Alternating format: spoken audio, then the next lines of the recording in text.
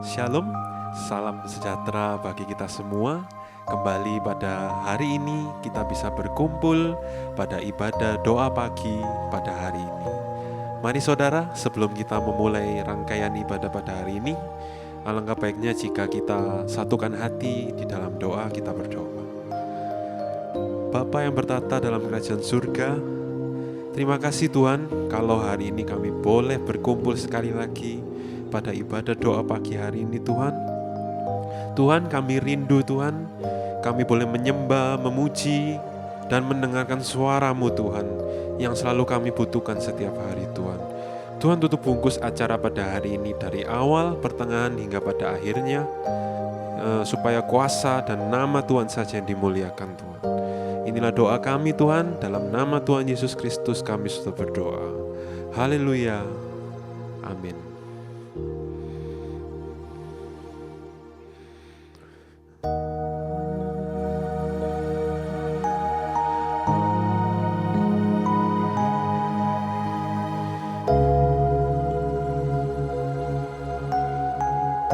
Mari satukan hati kita saudara.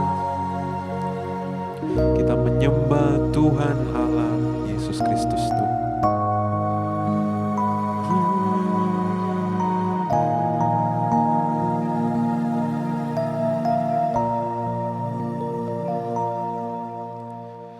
Di setiap musim hidupku, selalu kulihat setiamu,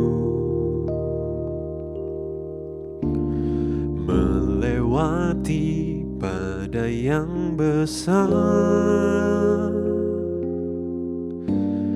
Tanganmu menjaga langkahku di dalam setiap keadaan. Engkau mendengar seruanku. Kau Tuhan tak pernah terlelah. Tanganmu menjaga hidupku di setiap musim hidupku. Selalu kulihat setiamu, melewati badai yang besar. Tanganmu menjaga hidupku di dalam setiap keadaan. Engkau mendengar seruanku. Kau Tuhan tak pernah terlelah. Tanganmu menjaga hidupku. Bersamamu ya Tuhan, aku sanggup berjalan. Dengan sayap-Mu ku kan terbang tinggi. Bersamamu aku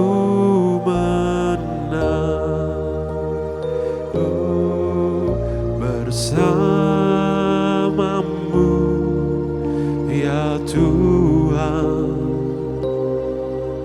aku sanggup berjalan. Dengan sayap-Mu ku kan terbang tinggi. Bersamamu aku menang.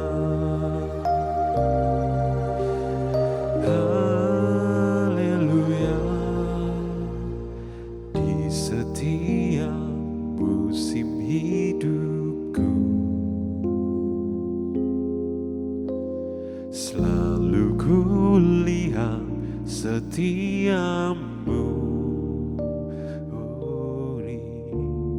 melewati badai yang besar. Tanganmu menjaga langkahku di dalam setiap keadaan. Engkau mendengar seruanku. Kau Tuhan tak pernah terlelah. Tanganmu menjaga hidupku. Mari kita angkat sekali lagi, saudara.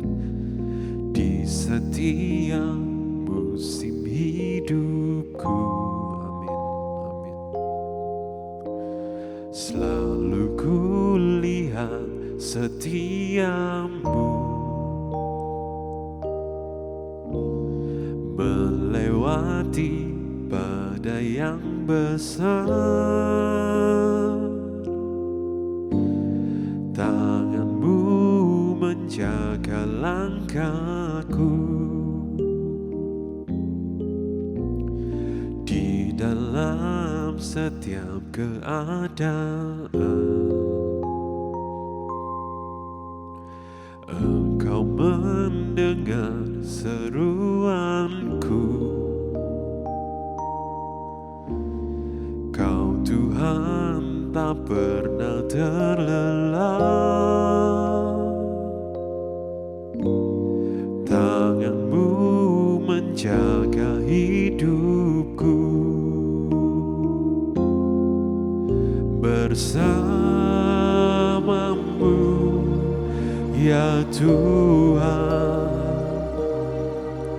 aku sanggup berjalan. Dengan sayapmu ku kan terbang tinggi. Bersamamu aku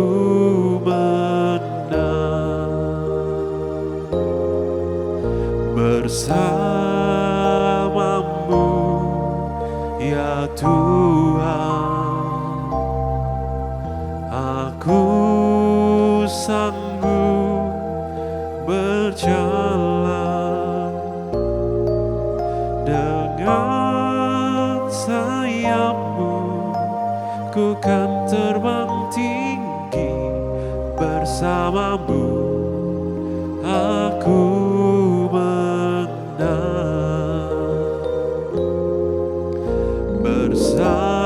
bersamamu ya Tuhan, aku sanggup berjalan. Dengan sayapmu ku kan terbang tinggi. Bersamamu aku menang. Dengan sayapmu ku kan terbang tinggi. Bersamamu aku menang. Dengan sayapmu ku kan terbang tinggi. Bersamamu aku menang. Haleluya, glory, haleluya. Kami rindukan kuasa-Mu Tuhan. Kami rindukan kehadiran-Mu. Penuhi setiap hati yang merindukan air yang tenang dan rumput yang hijau.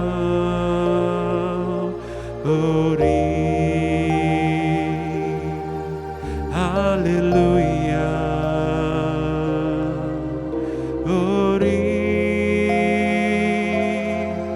haleluya. Kami merindukanmu bersama setiap kami, Tuhan. Denganmu Tuhan, aku sanggup berjalan lewat semua persoalan. Bersamamu Tuhan, aku tenang.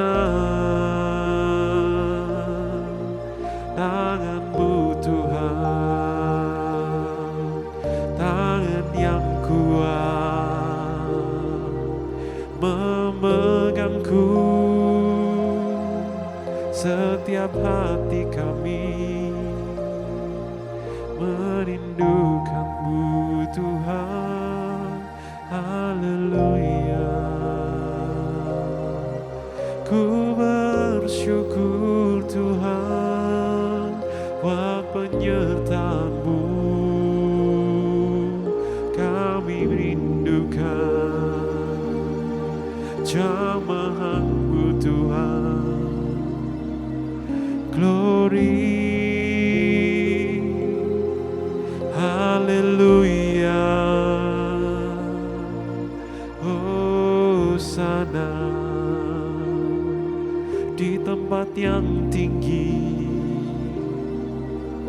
ditinggikan nama-Mu Tuhan, dipuji disembah di tempat yang tinggi. Engkau bertata atas pujian dari hati kami. Engkau memberkati setiap kami yang segenap hati menyembah-Mu. Haleluya, glory, haleluya, glory, haleluya, haleluya, glory, oh gloria, haleluya, haleluya, haleluya. Di setiap musim hidupku selalu kulihat setiamu melewati badai yang besar. Tangan-Mu menjaga langkahku di dalam setiap keadaan. Engkau mendengar seruanku.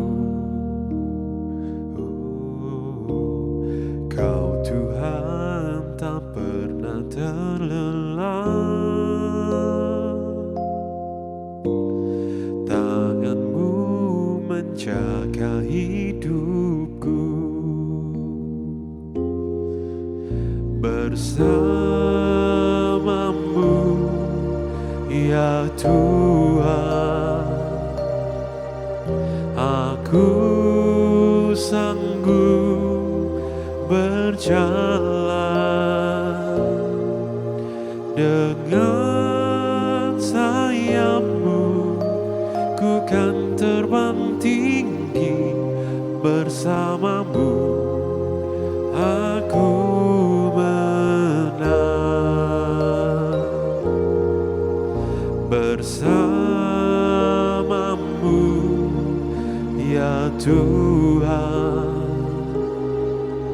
Aku sanggup berjalan dengan sayap-Mu, ku kan terbang tinggi bersama-Mu. Aku menang bersama-Mu, ya Tuhan. Aku sanggup berjalan dengan sayap-Mu, ku kan terbang tinggi bersama-Mu. Aku menang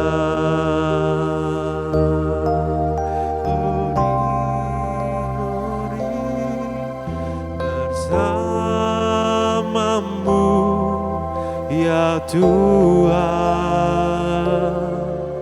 Aku sanggup berjalan dengan sayap-Mu, ku kan terbang tinggi bersama-Mu. Aku menang bersama-Mu, ya Tuhan. Aku sanggup berjalan dengan sayap-Mu, ku kan terbang tinggi bersama-Mu. Aku menang bersama-Mu, ya Tuhan. Aku sanggup berjalan dengan sayap-Mu, ku kan terbang tinggi bersama-Mu. Aku menang bersama-Mu, ya Tuhan. Aku sanggup berjalan dengan sayap-Mu, ku kan terbang tinggi bersama-Mu. Aku menang bersama-Mu. Aku menang bersama-Mu. Aku menang.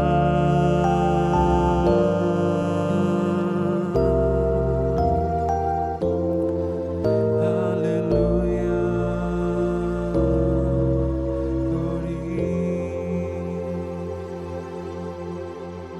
Glory Yesus. Haleluya, haleluya. Glory, glory, glory Tuhan Yesus. Kau sungguh baik Tuhan buat kami semua Tuhan. Kau prioritas Tuhan. Kau harta Tuhan, kesayangan kami Tuhan.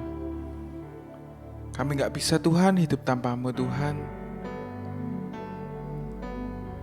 Kami ini siapa Tuhan tanpa-Mu Tuhan. Hanya dengan Engkau Tuhan, kami bisa melakukan perkara-perkara yang besar Tuhan. Hanya dengan Engkau Tuhan, kami bisa melakukan perkara-perkara yang dahsyat, yang hebat.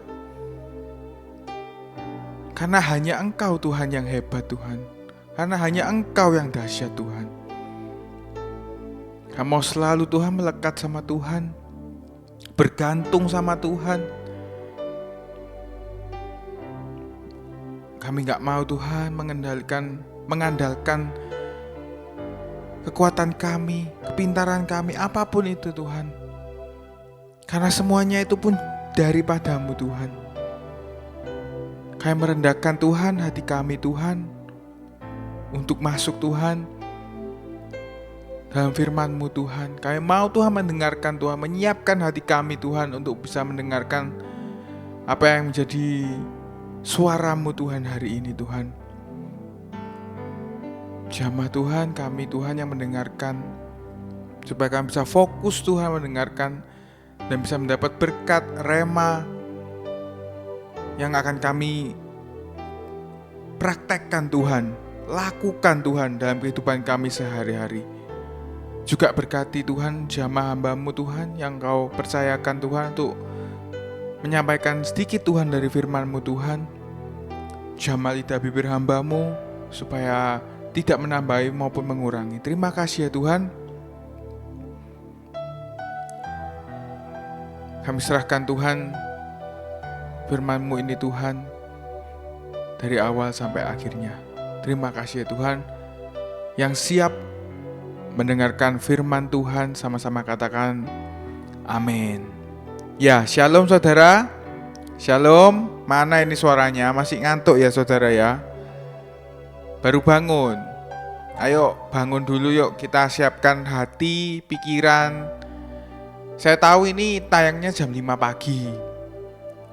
Pasti banyak yang masih baru bangun tidur. Atau mungkin yang sudah melihat tayangan ulang. Saya nggak tahu saudara melihatnya itu kapan.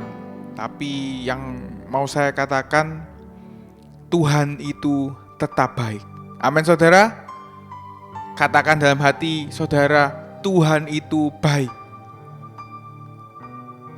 Tulis di live chat, Tuhan itu baik. Kalau mungkin saudara nggak sendirian, sama teman-teman, keluarga, siapapun yang ada di sebelah, coba katakan, Tuhan Yesus baik. Coba renungkan, kapan terakhir saudara bilang, Tuhan Yesus baik.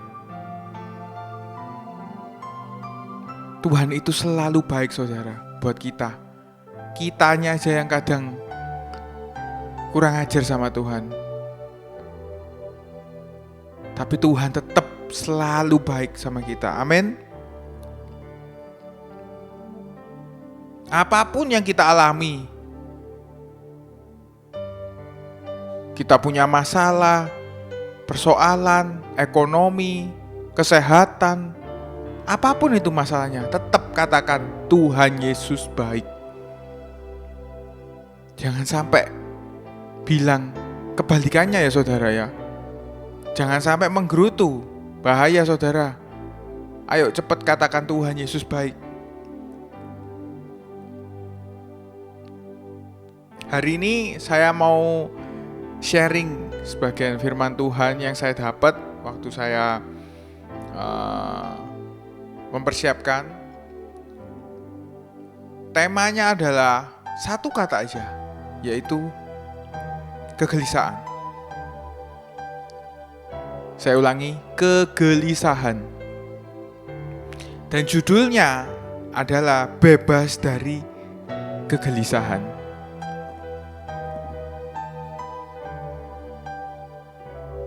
Kalau yang lalu, yang sebelumnya, saya sempat sharing firman Tuhan, judulnya bebas dari ketakutan. Kali ini bebas dari kegelisahan. Kalau mau mendengarkan yang sebelumnya, boleh setelah ini nanti lanjut cari yang ada gambar wajah saya ya saudara ya. Itu nanti judulnya Bebas dari Ketakutan. Di channel YouTube kesayangan Anda, YouTube official PDO Kasih. Amin saudara. Ya, kenapa saya tergerak dengan judul ini, kegelisahan? Ya, saya merasa relate aja. Karena banyak saudara sekarang saya merasa, dan mungkin saya sendiri sering lagi ngalami namanya kegelisahan. Bingung, gelisah. Apalagi banyaknya berita-berita yang buruk, yang nggak enak didengar. Bencana alam, sakit penyakit, korupsi, kejahatan, kriminalitas. Bencana alam, sakit penyakit. Itu walaupun kita nggak mengalami secara langsung, tapi memasuki pikiran kita. Kita jadi sering gelisah, ini kedepannya gimana? Masa depanku gimana kalau negara tempat kita tinggal sedang mengalami banyak masalah? Gimana ini masa depanku? Apalagi yang masih muda-muda. Kita pasti mikir, gimana ya karirku, gimana ya masa depanku? Ini kok situasi semakin memburuk, nggak semakin baik. Ekonomi juga anjlok. Gimana ini? Kita pusing, kita bingung, gelisah.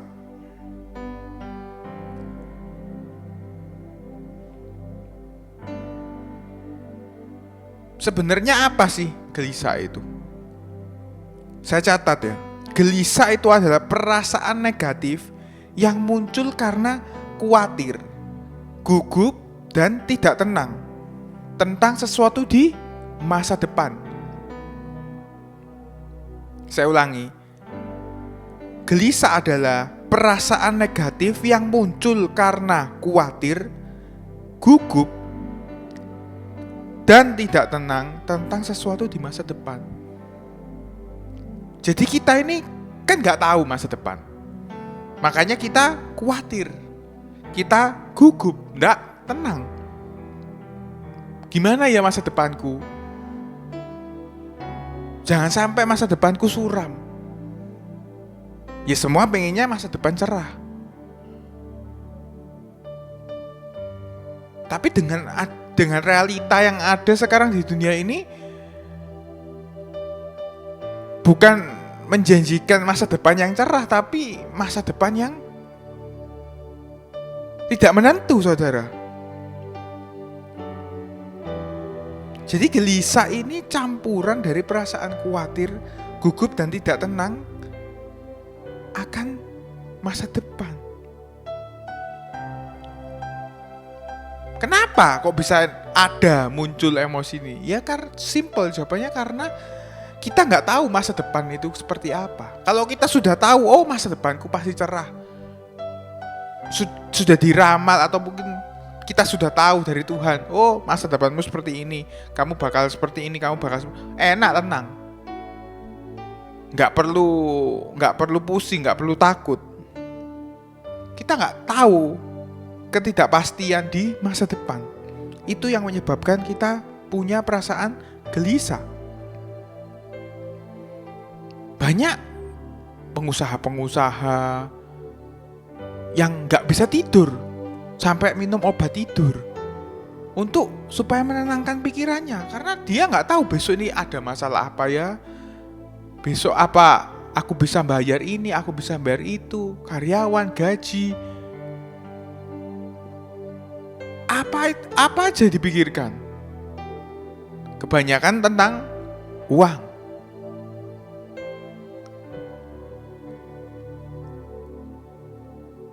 Bahkan ada yang bukan hanya besok, tapi 2 hari, 3 hari ke depan, seminggu, sebulan, bahkan setahun, sampai 5-10 tahun sudah dipikirkan. Aku gimana ya, 10 tahun aku harus gini.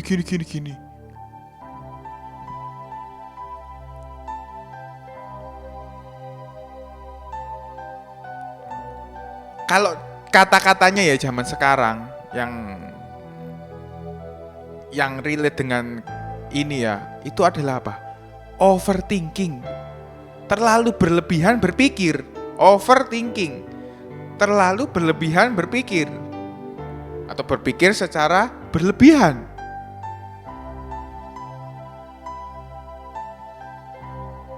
Kenapa sih kita ini gelisah, atau bahasa Inggrisnya anxiety?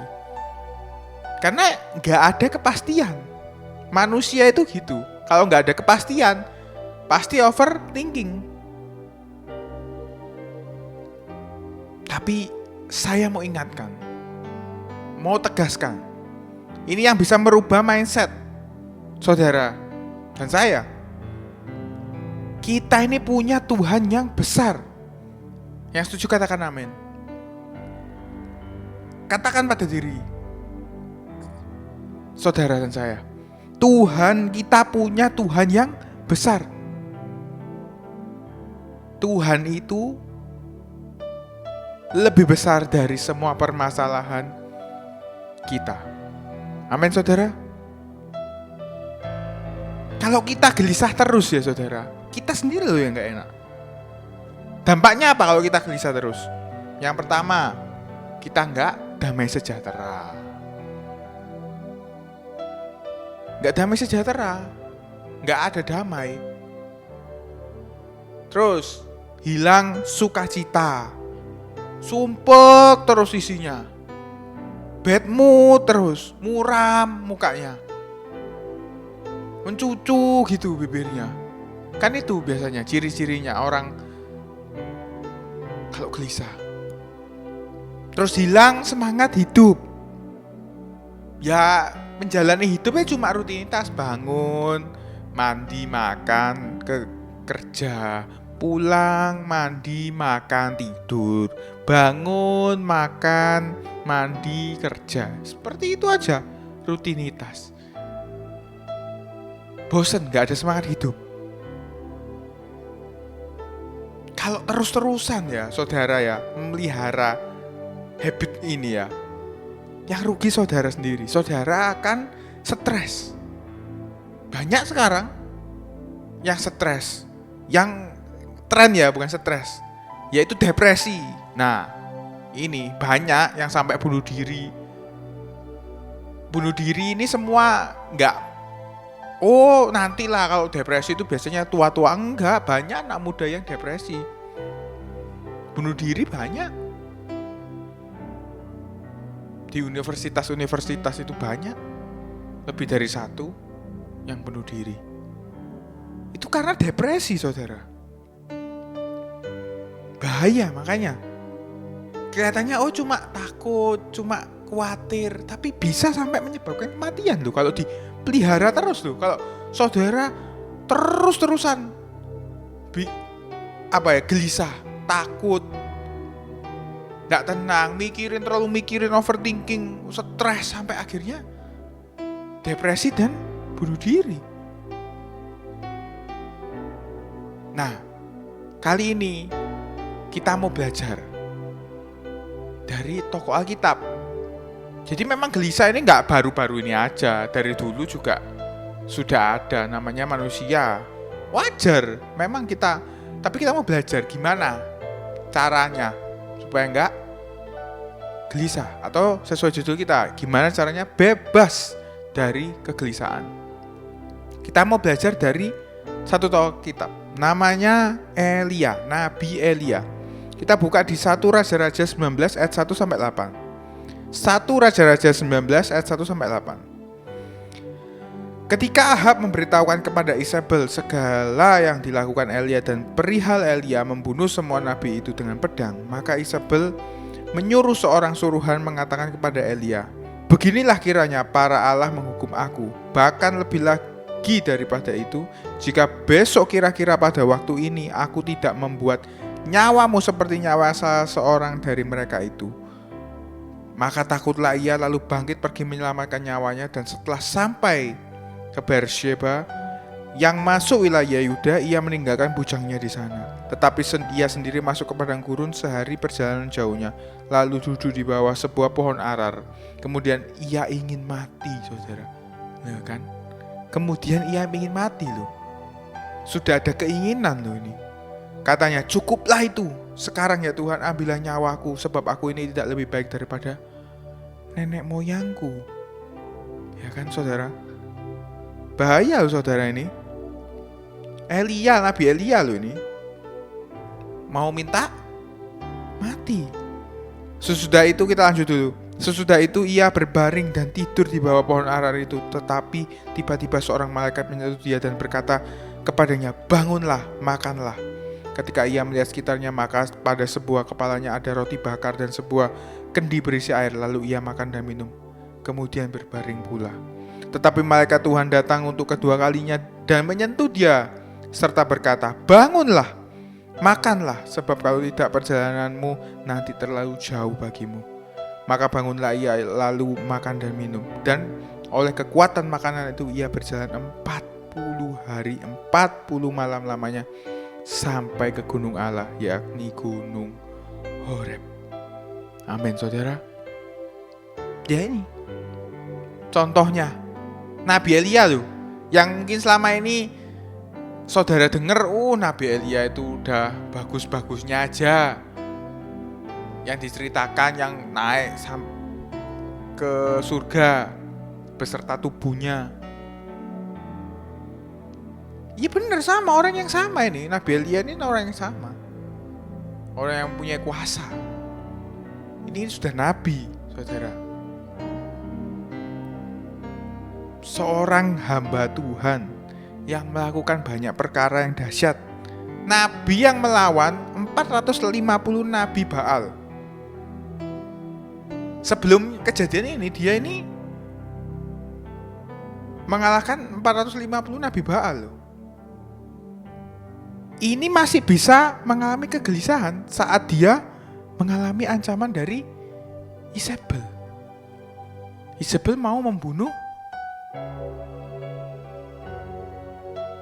Nabi Elia ini.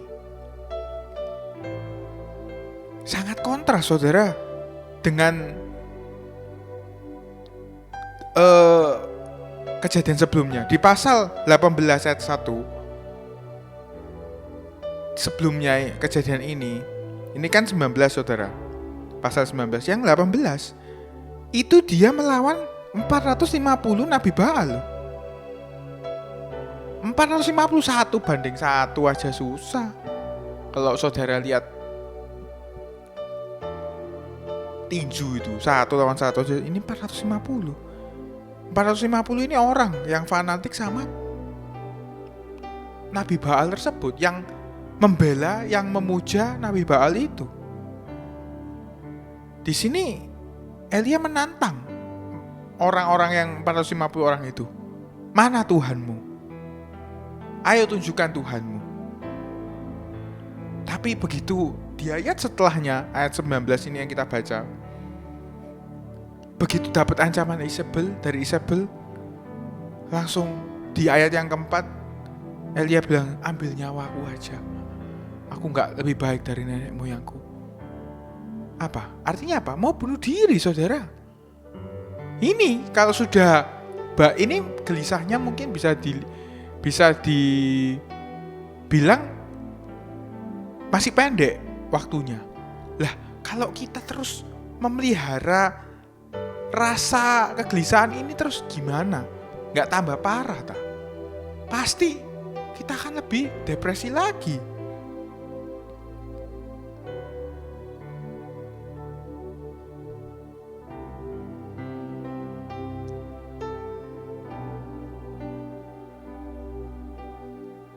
Sangat cepat sekali dari pasal 18 sampai 19. Mungkin saudara juga pernah mengalami di hari kemarin, semangat, bergairah, tapi besoknya seperti nggak ada gairah, nggak ada semangat hidup, mengeluh, stres. Ya sampai bilang lebih baik aku mati aja. Jangan sampai, saudara. Mungkin saudara mengalami saat ini.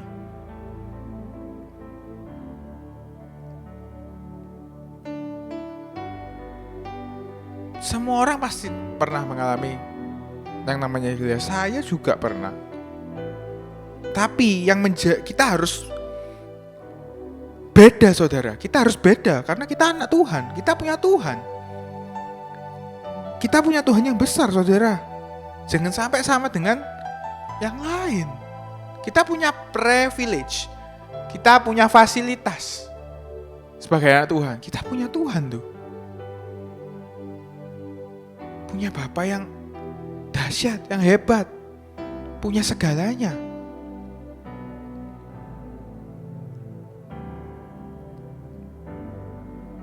Kita harus bisa menang, harus bisa bebas dari kegelasan itu. Itu yang membuat kita menjadi anak Tuhan yang sesungguhnya.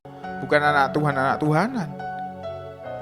Ngomongnya aja anak Tuhan, tapi kalau ada masalah gak ingat sama Tuhan. Lah, kalau ingat sama Tuhan gak mungkin gelisah harusnya. Kita bisa menang. Tuhan itu di atas segalanya kok.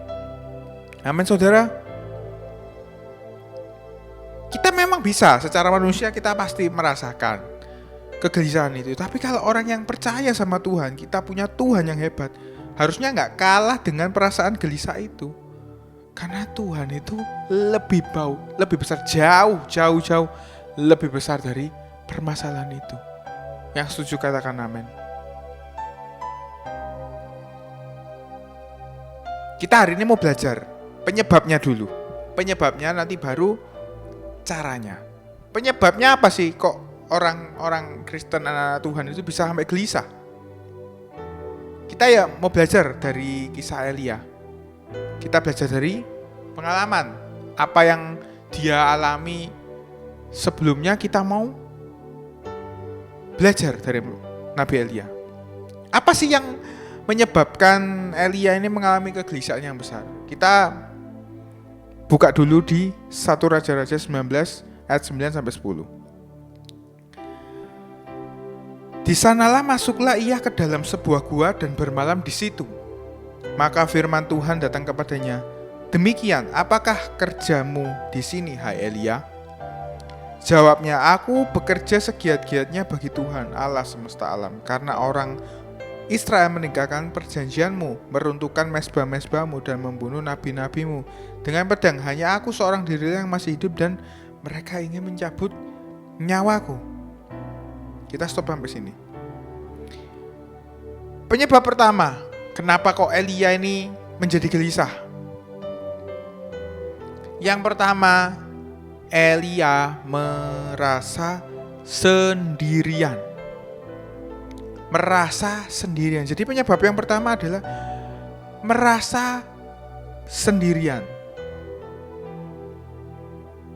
Elia di sini merasa seorang diri. Maka itu dia mengalami kegelisahan.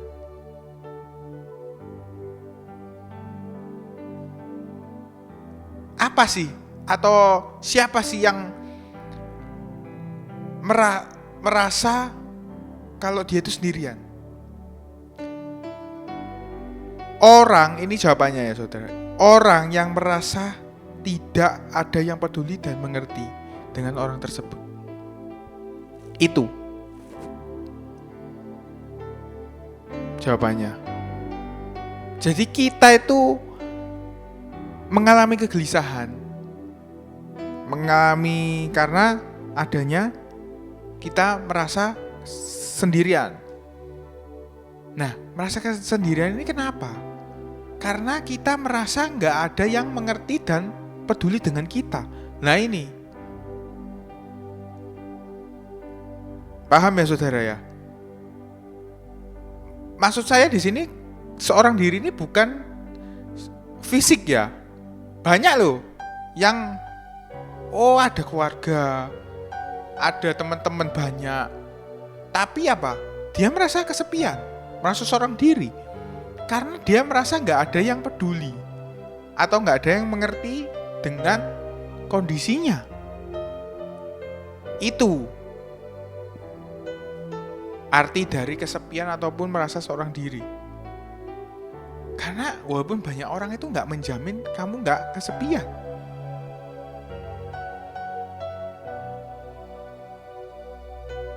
Nah, ini salah satu strategi iblis, taktik dari iblis untuk mengintimidasi kita. Suami istri ada, tapi merasa sendiri karena nggak ada. Suami dari istri itu nggak pernah perhatian, nggak pernah mengerti. Akhirnya mencari di orang lain. Nah, makanya itu timbulnya apa? Perselingkuhan di tengah-tengah suami istri. Makanya kalau ada suami atau istri diperhatikan, dimengerti, jangan cuma bisanya marah. Ya, ini salah satu triknya iblis untuk merusak rumah tangga.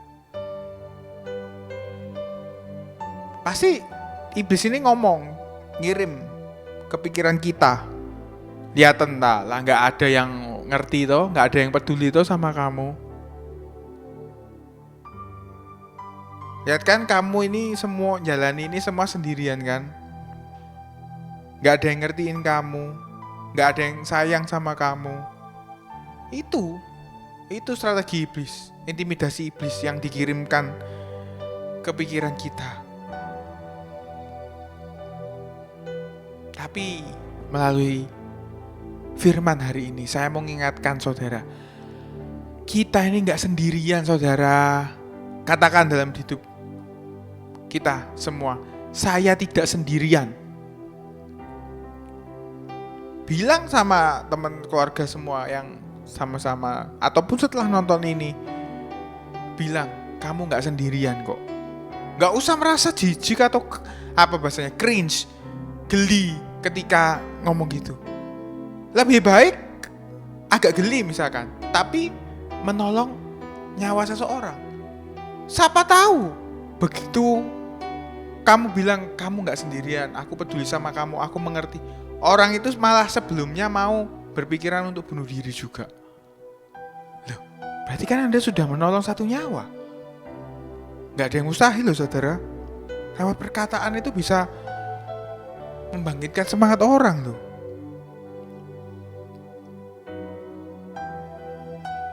Bilang, kamu gak sendirian, masih ada aku yang bisa. Aku mau peduli sama kamu, aku mau mengerti sama kamu. Bilang juga orang tua anak orang tua.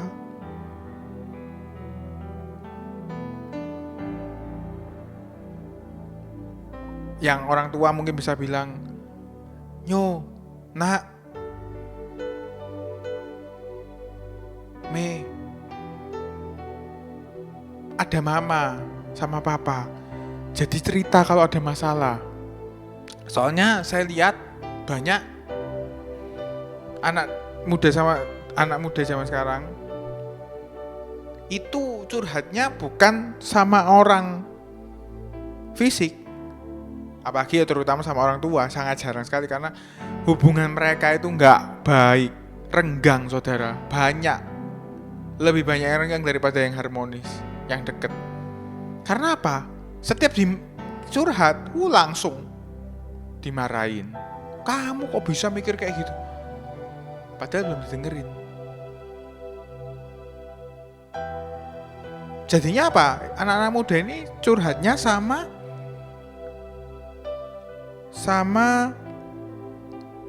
sosial media, di TikTok, di Instagram. Mereka berharap netizen ini yang mendengarkan ceritanya.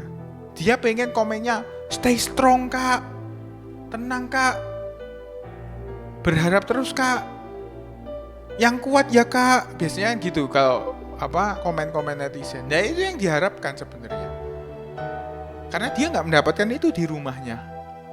Nah ini kita belajar.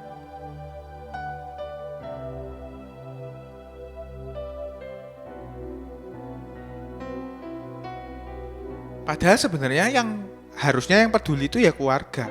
Netizen ya nggak peduli sama itu kan, nggak kenal kok.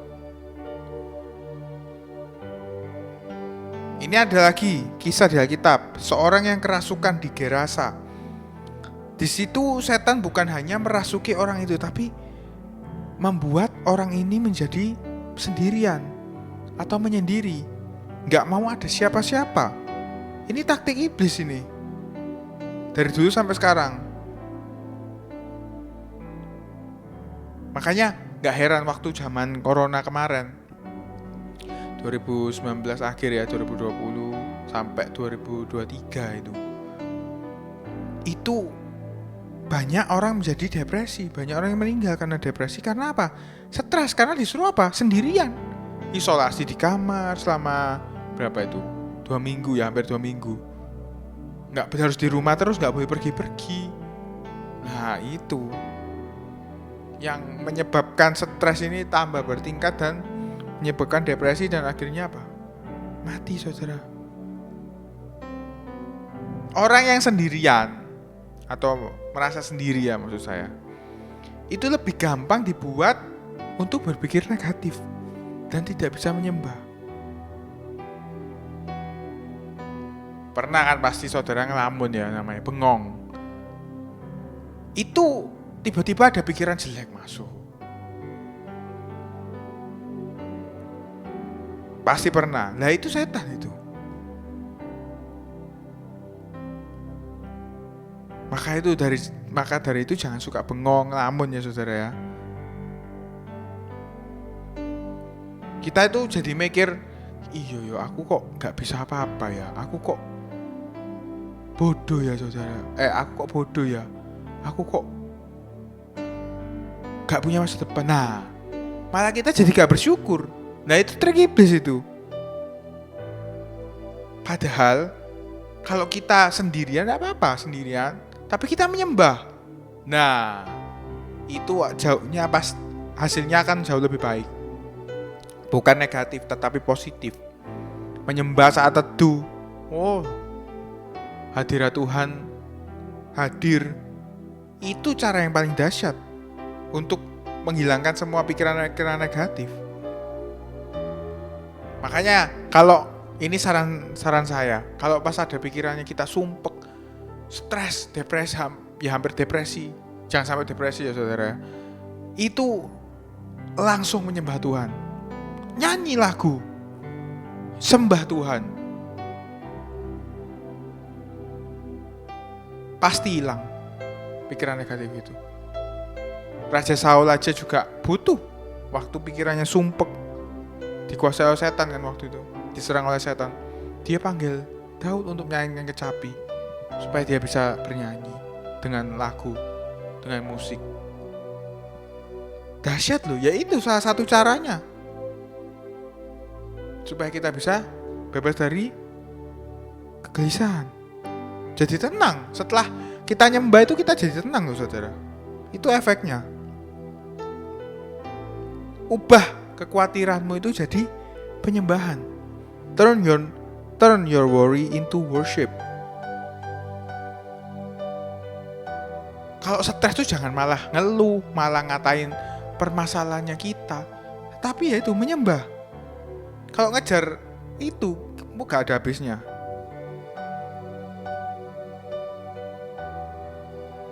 Kalau ngejar perasaan saudara gak ada habisnya. Kalau misalkan contoh aja, kalau kita, wah aku seneng, aku akan nggak gelisah kalau kita punya 1M. Percayalah, nggak lama berubah itu 1M dari 10M.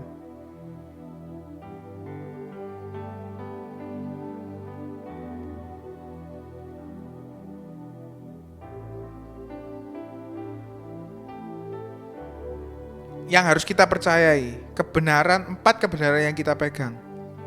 Yesus itu Immanuel, beserta dengan kita. Tuhan selalu beserta dengan kita. Jehovah Jireh, Tuhan itu selalu menyediakan. Jehovah Rafa, Tuhan selalu menyembuhkan. Jehovah Melpati, Tuhan penyelamatku. Kalau kita sudah percaya 4 kebenaran ini, ya kita gak perlu takut. Kan semua Tuhan yang urus. Tuhan yang menyembuhkan, Tuhan yang beserta kita, Tuhan yang menyelamatkan kita, Tuhan yang menyediakan keperluan kita. Jadi itu yang pertama, yang menjadi penyebab kegelisahan itu yaitu merasa sendirian. Jangan sampai caranya yang tadi, kita menyembah sama Tuhan. Amin saudara. Kita lanjut yang kedua. Penyebabnya, kalau penyebabnya kita itu gelisah. Kita buka di 1 Raja-Raja 19 ayat yang kedua. Maka Isabel menyeru seorang suruhan mengatakan kepada Elia, beginilah kiranya para Allah menghukum aku, bahkan lebih lagi daripada itu, jika besok kira-kira pada waktu ini aku tidak membuat nyawamu sama seperti salah seorang dari mereka itu. Yang kedua adalah fokus yang salah. Fokus yang salah. Ini penyebab kedua. Yang pertama tadi merasa sendirian ya saudara ya. Awal kejatuhan Elisa ini fokusnya itu berpindah. Dari yang tadinya fokusnya ke Tuhan, yang di pasal sebelumnya ya maksudnya, itu yang dia mengalahkan 450 orang penyembah Nabi Baal itu, yaitu fokusnya dari Tuhan menjadi bergeser ke manusia, ke Isabel. Dia pertama itu fokusnya ke Tuhan. Tapi begitu menerima pesan dari Isabel, dia langsung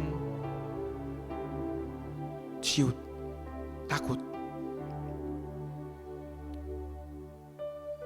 Memang Isabel ini mak-mak sih saudara ya.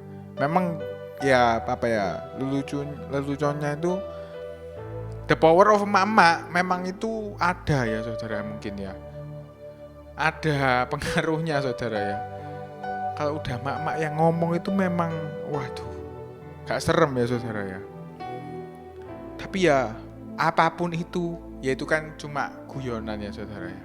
Siapapun itu kita tetap harus fokusnya sama Tuhan, karena Tuhan lebih besar dari mak-mak. Amin saudara. Besar kecilnya masalah itu tergantung perspektif. Kalau kita fokus terhadap masalah itu akan menjadi besar saudara. Tapi kalau kita fokusnya ke Tuhan, masalahnya jadi kecil kelihatannya. Dan memang sebenarnya masalah itu lebih kecil daripada Tuhan. Itu yang pasti. Jauh lebih kecil. Jauh Paul.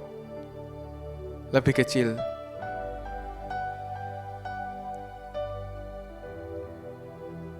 Contoh lagi, kisah di Alkitab. Ayub dan istrinya sama-sama mengalami anaknya hilang ya, diambil sama Tuhan. Tapi istrinya berkata, hujatlah Tuhanmu. Tapi Ayub berkata pada Tuhan, Tuhan yang memberi, Tuhan yang mengambil. Sangat berbeda loh. Satunya suruh hujat, satunya bilang, ya biarin Tuhan yang memberi, Tuhan yang mengambil. Maka dari itu Paulus berkata dalam Filipi 4 ayat 8. Jadi akhirnya saudara-saudara, semua yang benar, semua yang mulia, semua yang adil, semua yang suci, semua yang manis, semua yang sedap didengar, semua yang disebut kebajikan dan patut dipuji, pikirkanlah semuanya itu. Kita memang bisa ngelihat yang buruk, dan memang secara jasmani realita kita bisa lihat yang buruk banyak. Di depan mata kita banyak, berita-berita buruk banyak. Tapi kita bisa memilih untuk melihat yang baik. Kita harus belajar, ini saya harus garis bawah ya. Kita harus belajar untuk memperbesar hal yang tepat.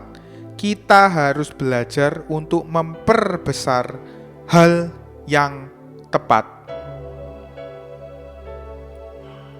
Yang diperbesar itu bukan masalah, tetapi Tuhannya saudara.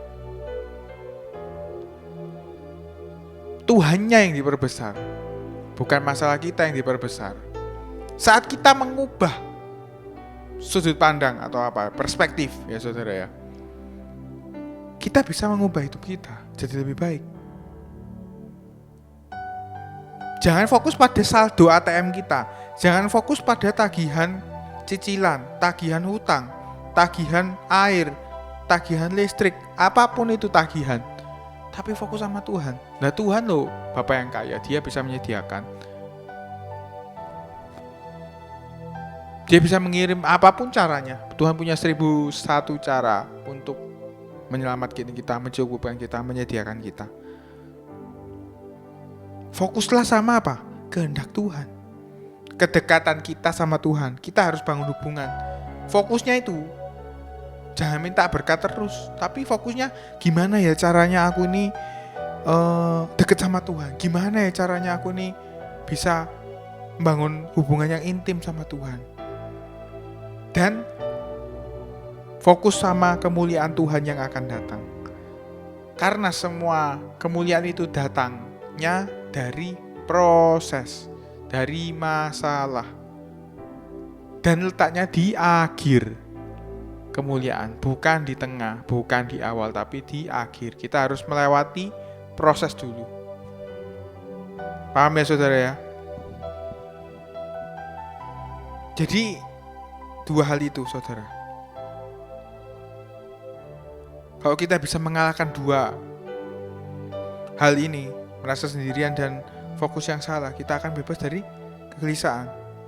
Nah sekarang kita mau tahu caranya. Caranya yang pertama adalah hidup dengan seimbang. Balance saudara. Kita buka di 1 Raja-Raja 19 ayat ke-5. Sesudah itu ia berbaring dan tidur di bawah pohon arar itu, tetapi tiba-tiba seorang malaikat menyentuh dia serta berkata kepadanya, bangunlah, makanlah. Kita stop sampai situ aja. Jadi maksudnya seimbang di sini adalah apa? Rohani dan jasmani.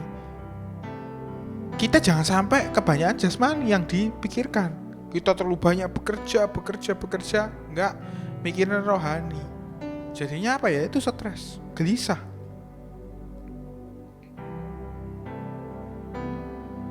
Bayangkan, suami sudah kerja dari kantor seharian, pulang, lalu istri juga habis nyelesain semua pekerjaan rumah. Terus anak pulang sekolah juga stres, habis ulangan, banyak tugas. Di dalam rumah itu ada 3-4 orang, tergantung anak ya, 3-4 orang anak atau 5 orang, isinya stres semua.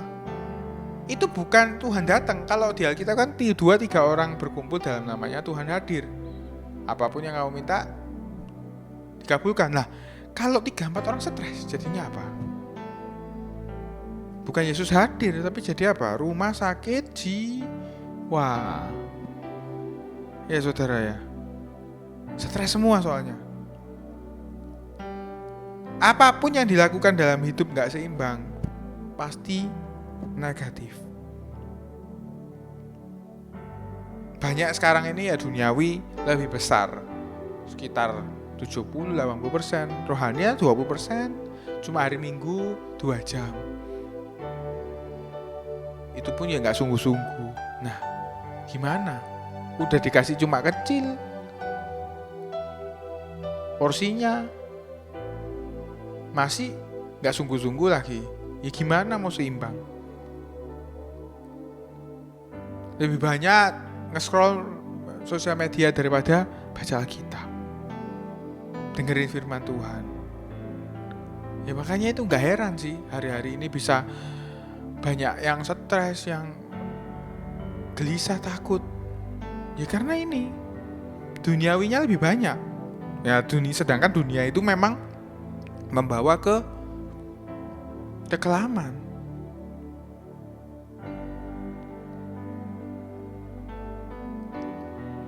Harus balance. Pekerjaan dan keluarga harus seimbang. Pelayanan dan keluarga harus seimbang. Jangan pelayanan setiap hari tapi keluarganya berantakan, gak harmonis, pisah, bertengkar. Bagaimana sih bisa hidup seimbang? Tentukan prioritas hidup. Minta orang yang Anda percaya, pembimbing atau yang lebih tua, untuk mengingatkan, saling mengingatkan. Terus minta tolong Roh Kudus. Ini penting saudara. Kita kan punya Roh Kudus. Amin.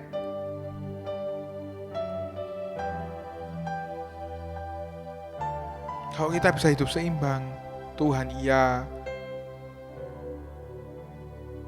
duniawi iya, secara imbang ya maksudnya. Tapi duniawi itu bukan maksudnya yang dosa saudara, tapi maksudnya bekerja iya, pelayanan iya, secara seimbang. Nah itu yang baik, bukan ke dosa ya saudara ya, jangan disalahartikan ini. Oke, yang kedua, gimana sih caranya? Kita buka 1 Raja-Raja 19 ayat 9 sampai 10. Di sana masuklah ia ke dalam sebuah gua dan bermalam di situ. Maka firman Tuhan datang kepadanya, demikian, apakah kerjamu di sini hai Elia? Jawabnya, aku bekerja segiat-giatnya bagi Tuhan Allah semesta alam. Karena orang Israel meninggalkan perjanjianmu, meruntuhkan mezbah-mezbahmu dan membunuh nabi-nabimu dengan pedang. Hanya aku seorang diri yang masih hidup dan mereka ingin mencabut nyawaku. Yang kedua adalah lepaskan kendali. Maksudnya di sini adalah bukan lost control ya saudara ya, tapi ke let go control. Kita pengen semua ini terjadi sesuai kemauan. Kita akan punya rencana pasti. Tapi kan nggak sedikit juga yang rencana itu nggak sesuai dengan kita. Banyak malah. Karena Tuhan yang mengatur semuanya itu saudara. Ingat, sehelai rambut jatuh ke tanah ini Tuhan sudah rencanakan, termasuk perhitungan Tuhan, termasuk dalam rencana Tuhan.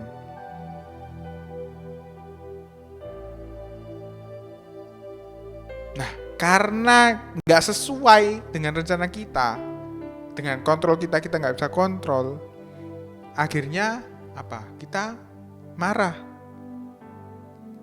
Nggak sesuai dengan kemauan, keinginan, waktu, kenyamanan kita. Akhirnya itu yang membuat kita gelisah dan akhirnya apa? Ujung-ujungnya marah. Tuhan kok gini, marahnya sama Tuhan. Nah, ini yang salah saudara.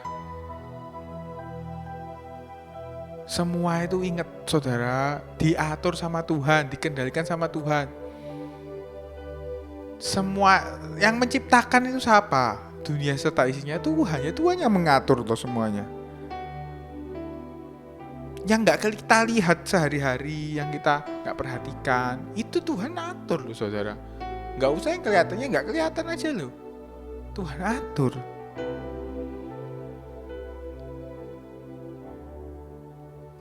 Tuhan itu bukan kayak robot yang kita suruh gini-gini atau Grab atau Gojek, yang kita suruh kemana dia mau ke sana. Tapi Tuhan itu tour guide kita loh. Dia yang memimpin kita, dia mengarahkan kita, bukan kita yang mengarahkan Tuhan. Kita ini gak lebih tahu dari Tuhan tuh saudara. Kita harus percaya sama Tuhan, karena kita gak tahu ke depannya apa, sedangkan Tuhan tahu. Nah Tuhan tahu yang terbaik, dan dia pasti ingin yang terbaik buat anak-anaknya. Ya serahkan aja sama Tuhan, jangan kita yang ambil kendali, seakan-akan kita tahu masa depan. Kan aneh toh, ini logikanya aja gak masuk saudara. Kita gak tahu ke depan ini apa, tapi kita sok-sok mimpin. Nah, sedangkan di Tuhan itu tahu depannya itu apa, bakal terjadi gini. Dan Tuhan itu nggak pengen kita ini jatuh. Kan sudah enak total. Kita tahu pasti itu. Ya tinggal kita serahkan semuanya kepada Tuhan. Biar Tuhan yang mengatur. Kan beres. Nggak perlu kita yang sok-sokan mimpin, padahal nggak tahu apa-apa, buta. Kan aneh nih saudara. Makanya belajar lepaskan kendali. Biar Tuhan, berserah sama Tuhan. Andalkan Tuhan, bergantung sama Tuhan. Biar Tuhan yang pegang hidup saudara. Amin. Tuhan yang pegang kendali hidup saudara. Bukan Anda sendiri, bukan saudara sendiri. Bukan kehendakku, kehendak kita saudara, tapi kehendak Tuhan yang jadi. Amin saudara. Jadi itu saudara, 2 cara untuk bebas dari kegelisahan. Hidup dengan seimbang dan lepaskan kendali. Serahkan sama Tuhan. Amin saudara. Demikian firman Tuhan hari ini. Ayo kita sama-sama berdoa. Glory Yesus. Terima kasih Tuhan buat firman-Mu hari ini. Sangat memberkati Tuhan kami semua Tuhan. Kami enggak mau Tuhan gelisah, takut, khawatir lagi Tuhan. Tapi kami mau mengandalkan-Mu, berserah kepada Tuhan. Hanya Tuhan yang mampu Tuhan mengarahkan hidup kami. Kami percaya full 100% sama Tuhan. Karena kami tahu Tuhan pasti memberikan yang terbaik. Tuhan gak mungkin memberikan ular pada anaknya yang minta roti. Tuhan tahu yang terbaik buat kita. Tuhan sayang sama kita. Kita mau nurut sama Tuhan. Kami mau sama-sama praktekkan Tuhan. Dalam kehidupan kami sehari-hari, kami gak mau gunakan kekuatan kami. Kami mau full mengandalkan Tuhan. Percaya, berserah sama Tuhan. Terima kasih ya Tuhan, berkati Tuhan setiap yang mendengarkan firman Tuhan ini supaya menjadi rema Tuhan dan dipraktekkan, dilakukan dalam kehidupan sehari-hari. Terima kasih ya Tuhan, kami sudah mendengarkan firman-Mu, kuasa-Mu yang bekerja selanjutnya. Terima kasih ya Tuhan. Dalam nama Yesus kami sudah berdoa. Haleluya. Amin. Tuhan Yesus memberkati.